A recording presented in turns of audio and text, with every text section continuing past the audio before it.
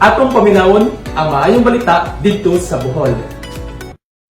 Ang panginabuhian kasagaran magdepende sa lugar nga gipuy-an ug unsa ang mga naa didto nga mahimong kapaningwahan.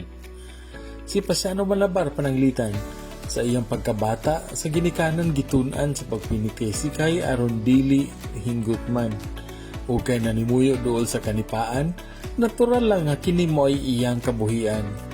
Si Manong Pas dihang bata pa silibtan na ang iyang kadua, ang palwa sa nipa putlon ug saspon aron ang mga lukay asibiton. Kung magbaha sa kilid sa suba mag-atang sa kawajan nga anod aron puto-putoon og himuong pahod. Sinaguso nga lukay ang pangtahi laay sa sagisi kay aron dili dali malugti. Silibtan o palawran nga kawayan nga giputol taman sa sugdanan. Kaniadto ang pagsibit daghang tao ang nahilambigit. Dunay tigpanasa, magputol, magsaguso ug magbugko sa sinagusong nipa. Ikarga kini sa bangka o i-deliver ang sinasangad to sa mga manibtanay.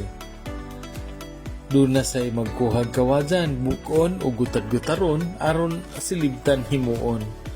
Sa 67 anyos na sinungpas karon, tiguwang na apan bisan pa ang pagsibit iya gihapong gitudlo sa iyang mga bata.